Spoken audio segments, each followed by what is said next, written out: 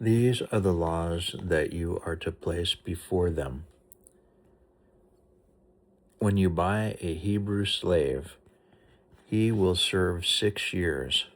The 7th year he goes free for nothing. If he came in single, he leaves single. If he came in married, he leaves with his wife.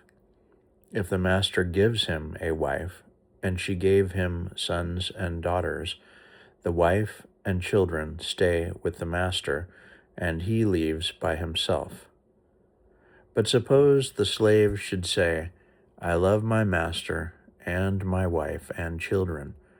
I don't want my freedom.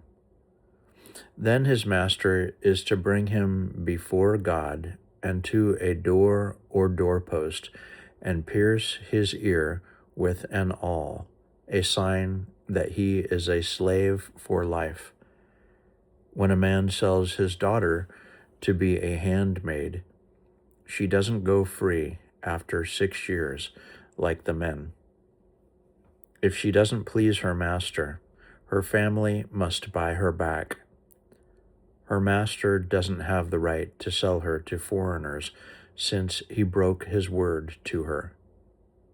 If he turns her over to his son, he has to treat her like a daughter. If he marries another woman, she retains all her full rights to meals, clothing, and marital relations. If he won't do any of these 3 things for her, she goes free for nothing. If someone hits another and death results, the penalty is death. But if there was no intent to kill, if it was an accident, an, quote, act of God, unquote, I'll set aside a place to which the killer can flee for refuge. But if the murder was premeditated, cunningly plotted, then drag the killer away, even if it's from my altar, to be put to death. If someone hits father or mother, the penalty is death. If someone kidnaps a person, the penalty is death, regardless of whether the person has been sold or is still held in possession. If someone curses father or mother, the penalty is death. If a quarrel breaks out and one hits the other with a rock or a fist, and the injured one doesn't die but is confined to bed and then later gets better and can get about on a crutch, the one who hit him is in the clear, except to pay for the loss of time and make sure of complete recovery.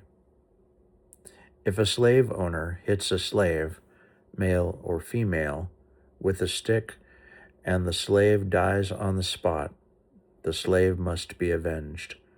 But if the slave survives a day or 2, he's not to be avenged. The slave is the owner's property. When there's a fight, and in the fight a pregnant woman is hit so that she miscarries but is not otherwise hurt, the one responsible has to pay whatever the husband demands in compensation. But if there is further damage, then you must give life for life, eye for eye, tooth for tooth, hand for hand, foot for foot, burn for burn, wound for wound, bruise for bruise. If a slave owner hits the eye of a slave or handmaid and ruins it, the owner must let the slave go free because of the eye. If the owner knocks out the tooth of the male or female slave, the slave must be released and go free because of the tooth. If an ox gores a man or a woman to death, the ox must be stoned. The meat cannot be eaten, but the owner of the ox is in the clear. But if the ox has a history of goring and the owner knew it and did nothing to guard against it, then if the ox kills a man or a woman, the ox is to be stoned and the owner given the death penalty. If a ransom is agreed upon instead of death, he must pay it in full as a redemption for his life. If a son or daughter is gored, the same judgment holds. If it is a slave or a handmaid the ox gores, 30 shekels of silver is to be paid to the owner, and the ox stoned. If someone uncovers a cistern or digs a pit and leaves it open, and an ox or donkey falls into it, the owner of the pit must pay whatever the animal is worth to its owner, but can keep the dead animal. If someone's ox injures a neighbor's ox, and the ox dies, they must sell the live ox and split the price. They must also split the dead animal. But if the ox had a history of goring, and the owner knew it and did nothing to guard against it, the owner must pay an ox for an ox, but can keep the dead animal.